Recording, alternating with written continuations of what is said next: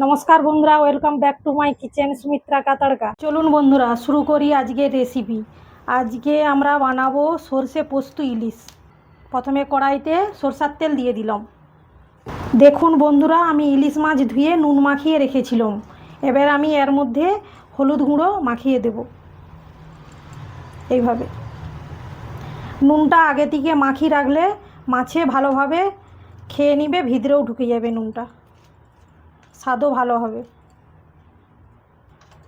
তেল গরম হয়ে গেছে বন্ধুরা, দেখুন এবার আমি ইলিশ মাছ তেলে দিয়ে দেব।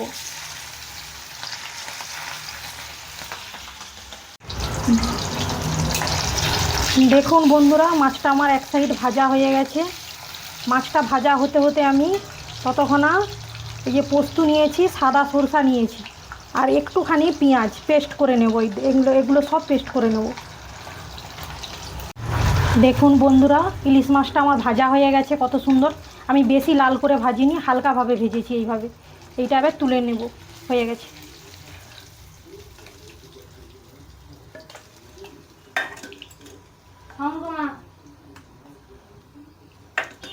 এবার আমি এই তেলের মধ্যেই বেগুন কেটে রেখেছি বড় বড়ভাবে, এইভাবে বেগুনও দেবো। বেগুনটা আমি ভেজে নেব এইভাবে হালকাভাবে।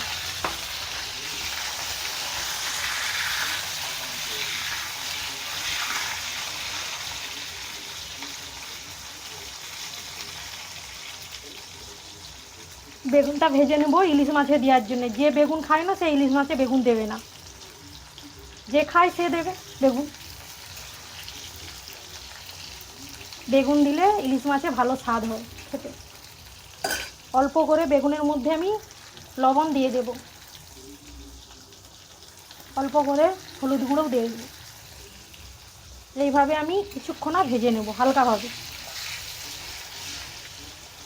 দেখুন বন্ধুরা বেগুনটা আমার হয়ে গেছে, এবার তুলে নেব এইভাবে।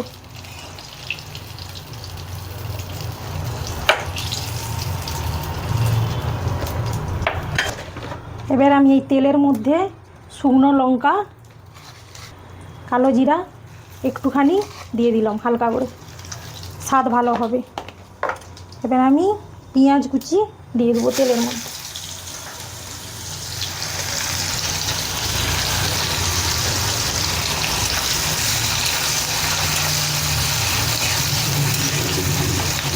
পেঁয়াজটা হয়ে গেছে, এবার টমেটো দিয়ে দিলাম।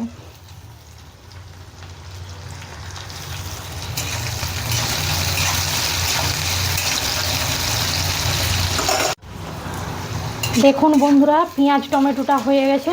এবার আমি এর মধ্যে পরিমাণ মতন হলুদ গুঁড়ো, লবণ,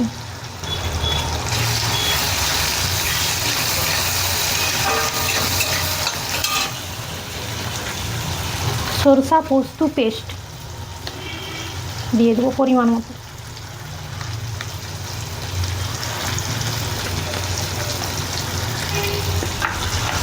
এইভাবে 1 থেকে 2 মিনিট আমি সরষা পোস্তটা ভেজে নেব এইভাবে।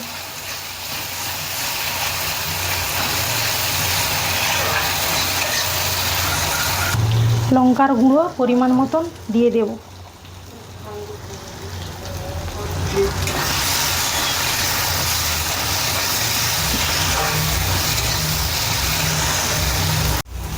সরষা পোস্তটা ভাজা হয়ে গেছে, এবার আমি এর মধ্যে অল্প করে জল দিয়ে দিলাম।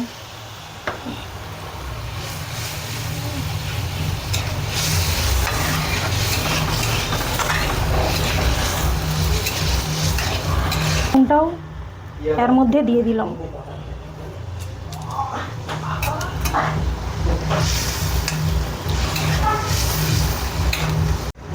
এটা হয়ে গেছে, এবার আমি এর মধ্যে মাছ দিয়ে দিলাম।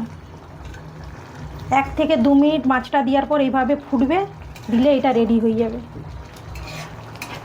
সরষে পোস্ত ইলিশ।